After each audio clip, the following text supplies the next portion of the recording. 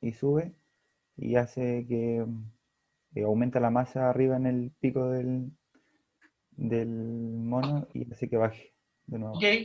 ¿Y por qué está el gradiente? O sea, te Eh, estoy explicando que sube. Está bien, porque hay un gradiente de temperatura. Bien. porque ¿Ya? porque el pico se mete a una botella con agua. ¿Y, y con eso se enfría? Ok. Falta. Branca. Creo que es porque en el fondo del pajarito está como, o sea, el líquido está a la temperatura de bulbo seco y como el pajarito se moja, la cabeza está como a la temperatura del bulbo húmedo y Ok. por ese gradiente el vapor sube y hace que la masa como que vuelva a la cabeza y baje. Por ese gradiente de temperatura. Porque la cabeza del pájaro es más fría. La presión de vapor es más fría. Y la presión de vapor en la temperatura del seco, como hay un gradiente que es poquito, 2 grados, pero acuérdate que la presión de vapor es exponencial, sube. ¿Ok? Ahora, José y la vaca y su grupo. Si yo hago lo mismo en Brasil con un 100% de humedad, ¿qué pasa con el pájaro? ¿Se mueve o No no se mueve? subiría, ¿Ah? no porque la temperatura de bulbo seco sería igual a la temperatura de bulbo húmedo, entonces no tendríamos gradiente. Muy bien. Francisco Ose, ¿qué relación hay entre la humedad y la frecuencia de oscilación del pájaro? O sea, me refiero, se sumerge y sale. Porcentaje de humedad relativa y la frecuencia de oscilación del pájaro. Que cuando es más grande, el gradiente Cuando es más es grande, más ¿qué? Hablen bien. Cuando es más grande, ¿qué cosa? cuando la diferencia de humedad es mayor, el No, gradiente no, no, no. Te pregunto, ¿cuál es la relación entre la frecuencia de oscilación y la humedad relativa? ¿Pero qué más grande? No, no te entiendo. es que cuando la humedad relativa es como mayor, la frecuencia de oscilación del pájaro es más rápida. No, no, no entendiste. Irene, ¿Puede tener que ver con la cantidad de líquido que tenga el pájaro? nada. Ah, entonces no sé. Tiene que ver Soledad, ¿hay quien porque sabe? si la humedad relativa es cercana al 100%, entonces las temperaturas de bulbo húmedo y seco van a estar más cercanas y el gradiente de velocidad va a ser menor. Y O sea, la entonces, velocidad que se mueve va a ser menor. a ver, A que mayor, quiero que, a mayor humedad relativa se va a mover menos el pájaro. entonces la pregunta fue, ¿qué relación hay entre la frecuencia de oscilación y el pájaro y la humedad? La respuesta es inversa. Mientras menos humedad, más oscilación. Fíjense lo que estoy preguntando, ¿ok? Ya, pero yo creo que con este ejercicio quedó mucho más claro el concepto, ¿o no? De temperatura bulbo húmedo. ¿Les quedó más claro, no? La cabeza es de felpa. Cuando toca el líquido, capilarmente se humecta.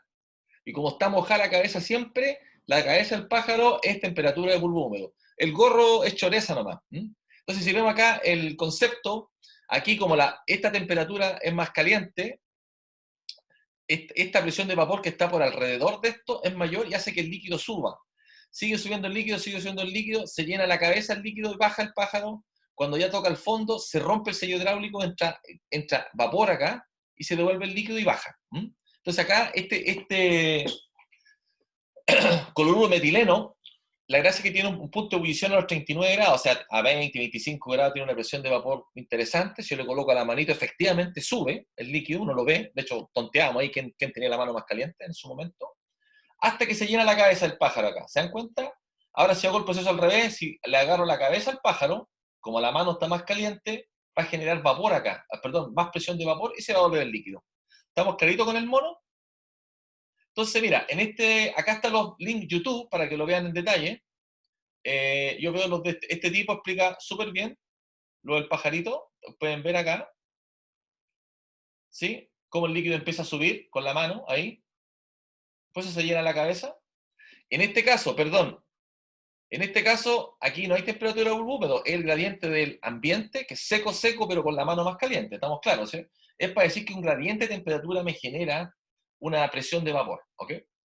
Bueno, y así sigue el ciclo. Si lo hace, es para que entiendan nomás cuál es la mecánica de esto. y entender que la diferencia de temperatura es producto temperatura bulbo húmedo y temperatura bulbo seco. ¿Ok? Y ahí se hace el proceso al revés. Si caliento ahí, se devuelve el líquido para el otro lado. ¿Estamos claros con el principio de funcionamiento, Camil? Sí, profe. Es que, ¿saben qué? Me di cuenta que no les mostré el video. Perdón. Lo muestro de nuevo. Es el video que está linkeado ahí. Por eso no me entendían. Ahí le coloca la mano, ¿cierto? Entonces, aquí hay gradiente mano caliente versus el aire que está acá. Es el delta T. Ahí ven cómo sube el líquido, ¿cierto? Hasta que se llena la cabeza.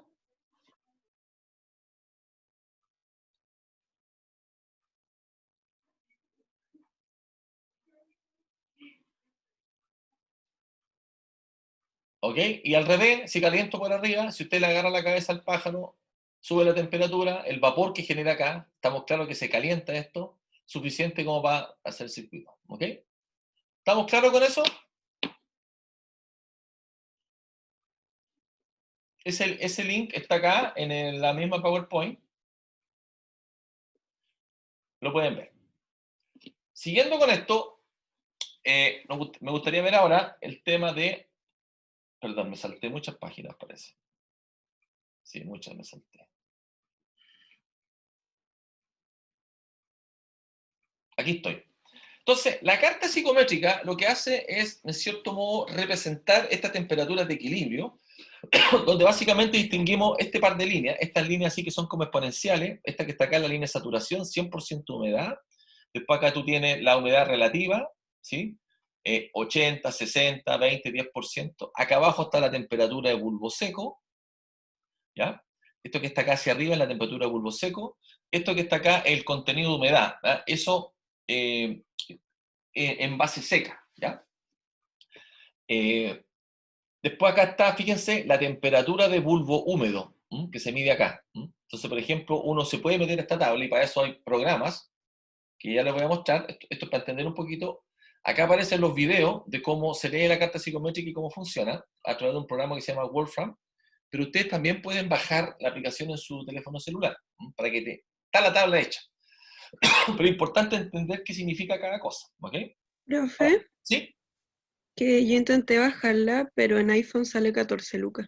No, hay mil versiones que son gratis. No, no, no, no, no. Cualquier cantidad más. Psychometric Chart tenéis que buscar. Si lo hemos hecho hace tiempo. Tenéis que buscar la versión más antigua nomás. ¿Ok? Mira, esta es la carta legal que ocupamos en ingeniería química. Significa que está llena de línea y todo. Pero no sé si está tratando de ver acá. Temperatura de bulbo seco en Fahrenheit y Celsius, ¿cierto? Acá está la humedad. Da lo mismo si son kilos o no, porque son libras. O se llaman granas por libra, por granas, depende de lo que quieran usar. Y acá están las entalpías, fíjense, esas líneas para acá son las entalpías. Es cosa de mirar con detalle, y acá no sé si se ven las líneas de humedad relativa. ¿Ya? Ahora, por mayor facilidad, esto ya está hecho hace mucho tiempo en programa, yo le voy a mostrar algunos de ellos para poder leerlo, que esto lo pueden, la que me preguntó por el programa iPhone, la puede sacar, puede usar este programa que es de libre uso, que es online. ¿Será este? Sí. Ahí. Entonces, el pájaro ya lo vimos. Esto. Ya, entonces, por ejemplo, este programa que se llama Wolfram, colocan Demonstration Project Psychometric Chart. Tú te metes acá, esta es la línea de saturación. Entonces, por ejemplo, si me meto a esta línea, algo está haciendo. Out of boundary, me equivoqué acá. No me está pescando. La voy a recargar, porque no estaba cargada. Este es el programa Wolfram, que ustedes pueden bajar también. Ahí está inicializando, no sé por qué no me había bajado. Esta es la temperatura, dry bulb temperature, temperatura seco, la humedad absoluta. Entonces, por ejemplo, si me paro aquí en esta línea, en este punto azul, tendría 100% humedad. No la alcancé a chuntar. Ahí, a ver. Entonces aquí dice, humedad, estoy casi tocando, la 96%, temperatura de bulbo seco, perdón, dry bulb temperature, y no veo la temperatura de bulbo húmedo. No importa, en otro está. Y si me muevo a una de estas líneas, por ejemplo, me muevo acá, me muevo acá, voy a tener una humedad mucho más baja, ¿ok? También uno puede aquí llegar, en la gracia de Wolfram, que uno puede calcular acá con distintos unidades. Yo coloco aquí grados Fahrenheit, que es lo que se me ocurra, entonces le puedo decir, mira, moist air dry bulb, la temperatura es tanto, 32, la humedad relativa es 30, y me calcula todas las leceras. Ya puedo aquí calcular nomás, igual, y me calcula absolutamente todo. ¿Ah? La temperatura del bulbo, que es 19 grados, el dew point, la temperatura de rocío, ¿ah? La densidad, la entalpía y todo el show, ¿ok? ¿Cómo se llama? La fracción y todo el cuento, ¿ok? De hecho, está todo calculado acá.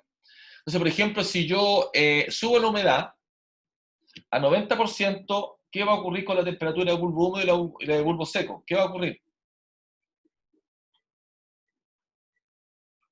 Catalina González, ¿qué va a ocurrir? Si subo, estoy a 32 grados, voy a colocar acá, yo estoy a 28 grados Celsius, 28 grados, no, 25 grados Celsius, a 90%, voy a separar esto acá, que no le gusta, a 90% humedad, voy a exagerar, voy a colocar 99% humedad. ¿Cuánto crees que va a ser la temperatura de bulbo húmedo? Catalina González. Como 24 o 25. Muy cercana, ¿cierto? Van a ser casi iguales, porque está casi saturado. ¿Te fijas? Dio 25. Perdón, 24,9. ¿Te fijas? Ahora yo también puedo escribir acá que me dé la humedad. Por ejemplo, ¿qué humedad debería tener cuando tengo una wet? Tienes que escribir tal cual. Tienes que escribir wet bulb temperature. Mira, si tú escribes aquí, wet bulb temperature. Por ejemplo, ¿qué humedad hay cuando tengo 15 grados Celsius? ¿Me explico? 15 grados Celsius. Entonces ahí me voy a calcular la humedad relativa. Se supone que es baja, ¿por cierto? Mientras más distantes son estos, más baja. No sé por qué se da tanta vuelta. Ahí está.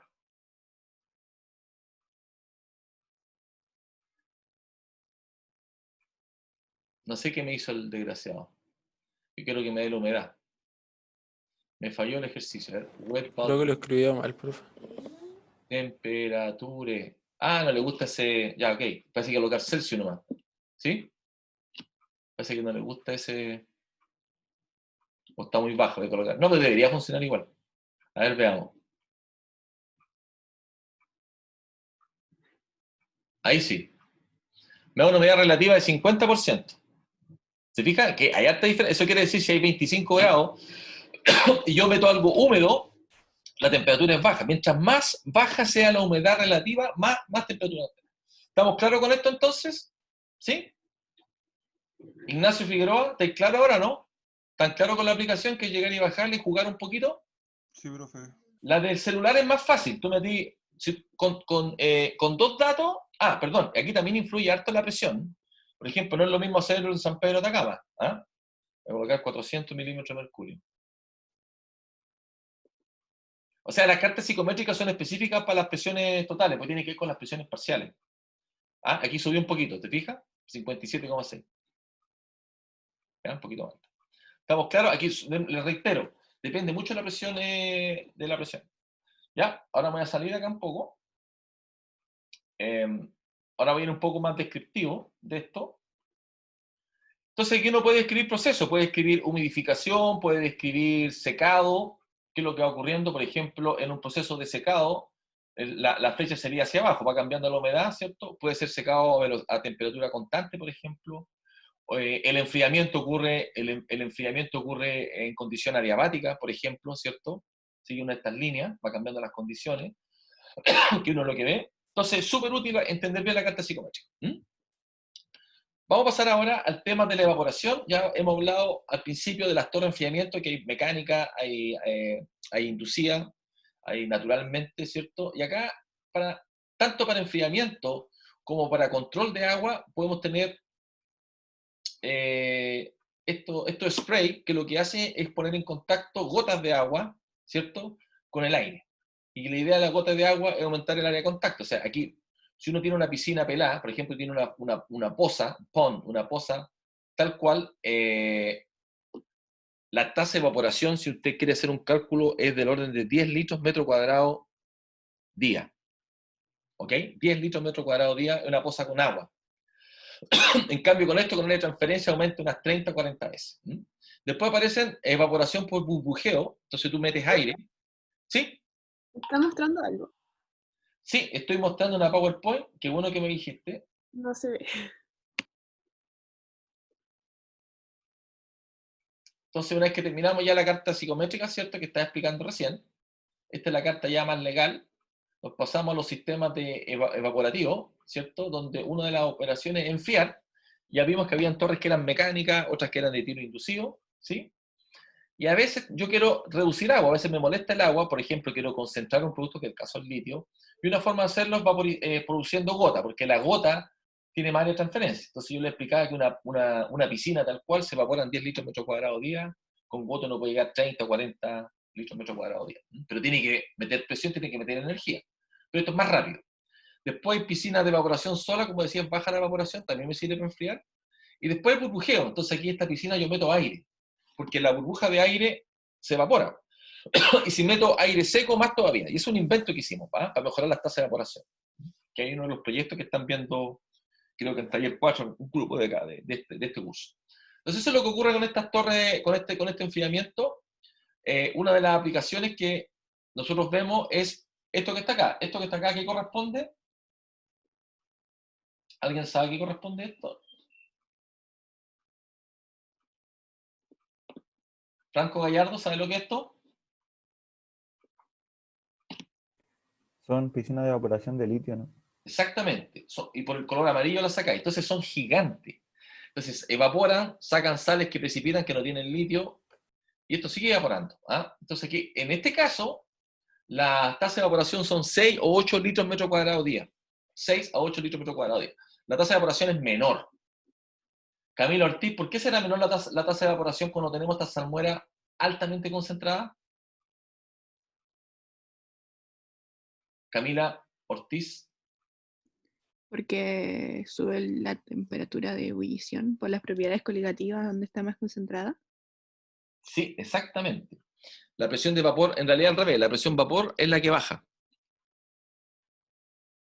¿Me explico? Si metís sales, la presión de vapor baja, por tanto tiene menos gradiente para evaporar. Eso es lo que hacen las sales. Los iones unen las moléculas de agua, ¿ok? Pero es propiedad coligativa. Muy bien, ¿ya? Entonces, el problema con esto, estamos claros que hay una alta demanda, necesitan evaporarlo porque hay mucho flujo, hay plantas que sacan 50 millones de metros cúbicos, los sales están en un orden de un 0,2%, se evaporan estas piscinas y sacan en camión después a un 6% donde se produce el carbonato de litio, ¿ok? Es una planta química, los detalles de esta planta están en un curso de litio que ya he compartido con algunos de ustedes. Creo que es importante que lo conozcan, podemos ver detalles, pero no es parte del curso, solamente entender que aquí hay una alta evaporación, contextualizar eso, y hay mucho que hacer porque toda esta agua se pierde, se va a la atmósfera. Entonces nosotros desarrollamos un sistema que inyecta aire seco. Entonces la idea es cómo llegamos a eso, cómo lo calculamos. Hay una tesis de una niña, que va a ser una estudiante de ingeniería química de Santiago, soy profesor Coguía, que prontamente va a dar su examen. ¿Ah? Es súper interesante porque esto está asociado a una patente, de un desarrollo de la Santa María. ¿Ya? Básicamente, acá hay dos temas importantes. Uno, cómo controlamos la evaporación y recuperamos el agua para hacer un proceso más sostenible. Uno, y segundo, de estas salmueras hay soluciones que quedan retenidas capilarmente. ¿Qué hacemos con estas soluciones retenidas? Les recuerdo que la retención capilar también me molesta en el secado. ¿Estamos claros? Volviendo a las torres de enfriamiento, como yo le explicaba hace un rato, las torres de enfriamiento es una operación que me permite extraer calor de un sistema. Por ejemplo, esto que está acá, ¿a qué corresponde, Gabriela Vázquez? Esto que estáis mirando acá, ¿a qué corresponde? ¿Esta planta de qué es lo que es? Una torre de enfriamiento. La planta, esto que está acá, una operación nomás, la planta de qué es lo que es. No, no sé. Mírenla, miren las cosas que dicen acá. ¿De qué será?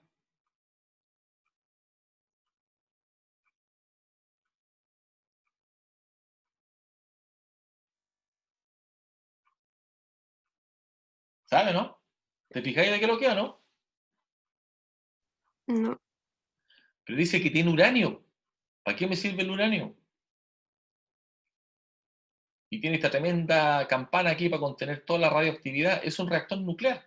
Ese reactor nuclear tiene unos rodillos donde se genera mucha temperatura, hay un líquido, porque es el plomo fundido, que transfiere calor a estas unidades que tienen agua, eso genera vapor, va a la turbina, de vapor, el agua que sale de la turbina va a un condensador, y ese condensador, ese condensador se enfría con esta torre de enfriamiento. Entonces aquí viene agua fría, pasa por los tubos, condensa el agua, sale el condensado, se devuelve al sistema, ¿te fijas? Entonces aquí hay un circuito de vaporización y condensación y el calor se extrae gracias a esta torre de enfriamiento, que en este caso, esto que está acá sería el empaque, fíjense, este es solo el empaque y todo lo demás está pelado, porque funciona en convección natural, ¿cierto? Este equipito. O sea, voy a poner el ventilador acá, pero una torre hiperbólica se llama, ¿ok?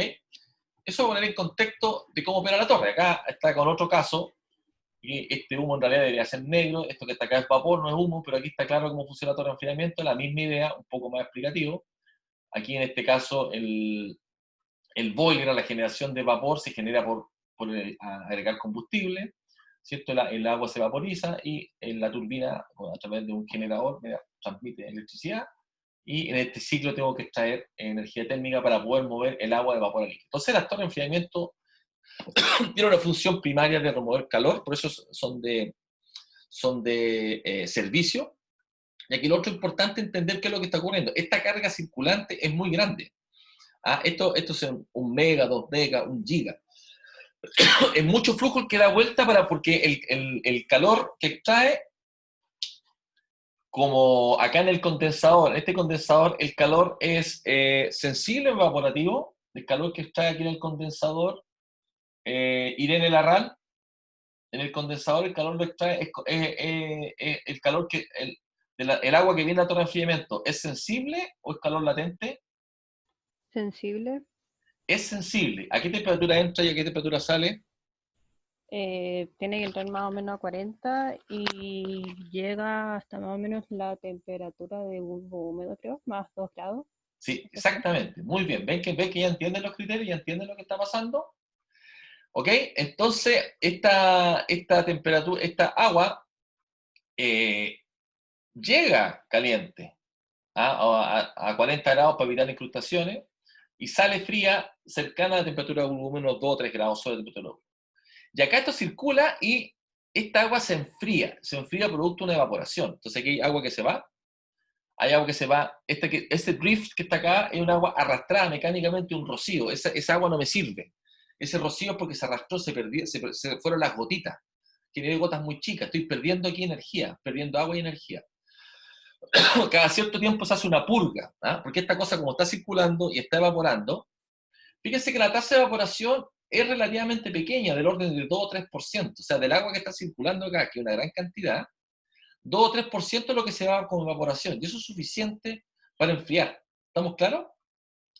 Pero como esto está constantemente evaporando, estas sales se concentran y cada cierto tiempo tengo que descargar, hacer se llama una purga o blow down, y agregar el agua de make-up, que es agua de reposición. ¿Estamos claros con este circuito? Yo creo que ya lo han discutido en los laboratorios, ya lo han visto, pero solamente para entender la parte como más numérica, los balances.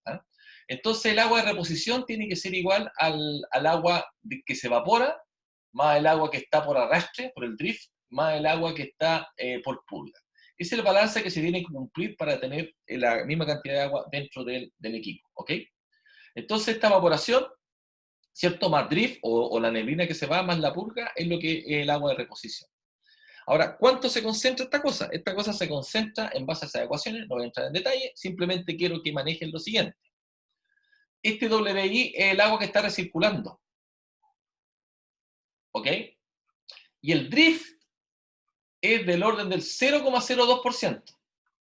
En el mejor de los casos, si tengo un drift muy alto, quiere decir que estoy perdiendo agua. ¿Estamos claros? 0,02% del agua que está recirculando. ¿Ok? El agua que se evapora, del agua que se circula, está entre 1,2 y 1,5% con ese gradiente de temperatura. Eso es si no tienen ningún dato.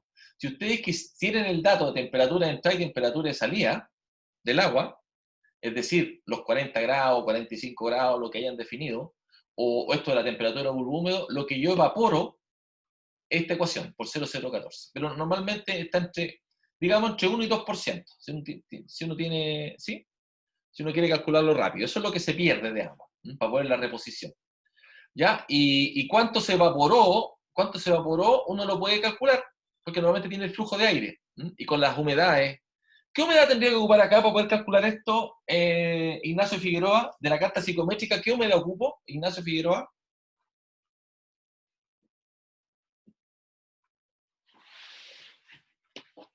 Ignacio, ¿qué humedad ocupo para calcular el agua que se evaporó?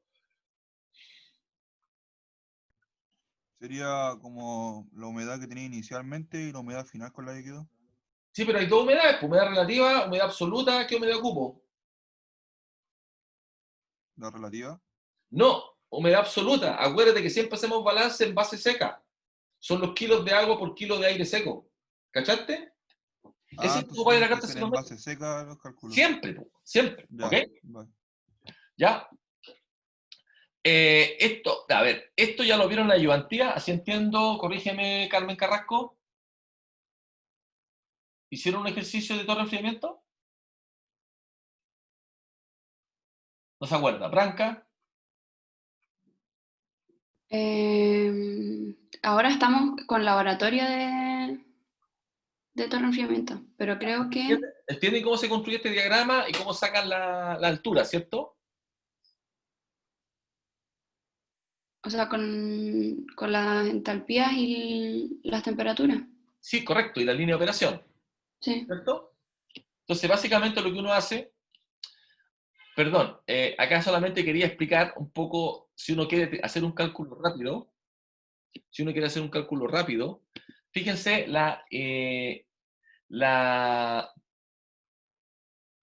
¿cómo se llama? La relación entre temperatura del bulbo húmedo y el agua de salida. Está en grados Fahrenheit, esto está en el Ferri. Entonces, fíjate, este es el range, la temperatura que tú quieres que salga, dependiendo del range. Tú dices, mira, si mi temperatura del bulbo húmedo es esta, va a salir a esa temperatura. Te fijas, dependiendo del range. ¿Te fijas? ¿Ya? La otra cosa importante que en esta torre de enfriamiento, fíjese que es distinto porque esta línea cambia dependiendo si tengo más o menos velocidad de enfriamiento. Entonces mi parámetro de control es la velocidad de gas. Y aquí solamente para ilustrar, nuevamente con la temperatura de bulbo húmedo, que es lo que me define todo, la temperatura de salida va a ser función si estoy corriendo o no en los ventiladores. ¿Te fijas? Esto tiene que ver con el coeficiente de transferencia de materia. Entonces lo que hace es mejorar el coeficiente de transferencia de materia, por eso el performance de la torre te sube. Por eso hay distintos approach. ¿Te queda claro, no? ¿Por qué hay distintos approach? Ahora, esto, meterle ventilación, igual consume energía. Entonces aquí hay un trade-off entre el consumo de energía de ventiladores y la energía térmica que estoy removiendo. En general, remover energía térmica es más caro. Mover ventiladores en una planta termoeléctrica no es tan más caro. ¿Ya? Por eso se hace. Pero es una forma de ahorrar energía. Claro, porque si tú tienes una condición climática de temperatura bulbo húmedo muy baja, no ocupáis ventiladores. ¿Me siguen un poco la idea? Si la temperatura bulbo húmedo por condición climática es muy alta, tengo que meter ventilador. Ese es como el concepto. Eso es lo que quiero que entiendan bien. Irene, ¿estás claro con lo que quiero intentar comunicar con esto? Sí, profe. ¿Sí? Ya. Aquí hay una cosa más operacional. ¿Ya?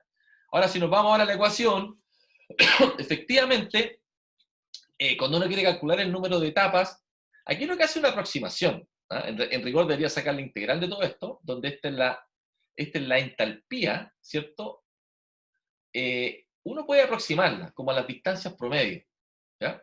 Y esa es la entalpía de entrada y entalpía de salida del sistema, ¿ok? De estos dos puntos. ¿Se fijan acá? Es la temperatura, la entalpía con que entró el líquido y la temperatura con que salió el líquido. Esa es la diferencia de entalpía, ¿no? Y ahí uno saca el número de etapas. Ahora, la altura total, esto es fórmula solamente, va a depender de este coeficiente de transferencia de materia. Por eso es súper extraño que la torre de enfriamiento, la altura, fíjense, la altura conceptualmente depende de las condiciones de operación. Si le meto más flujo de aire, me cambia el K y me cambia, ¿cómo se llama? El número de etapas. Perdón, la altura total de la torre. ¿Te fijas? Entonces, este parámetro es un parámetro que viene definido por los fabricantes en función del L sobre G. O sea, fíjate, aquí el L sobre G me afecta la línea de operación. ¿Cachai? Ahora, este ejercicio ustedes lo hacen normalmente en la ayudantía, hacen un cálculo de torre de enfriamiento, ven la altura, le dan el KIA y todas esas cosas. ¿Vale? Acá hay un poco más de descripción de cómo se calcula. No vale la pena que yo les repita lo que está acá en la slide, ustedes lo pueden revisar. ¿Sí? Ahí está el cálculo, cómo se aproxima, ¿cierto? Y las unidades. ¿Ya? Entonces, en estos últimos 15 minutos, voy a hacer una pausa acá.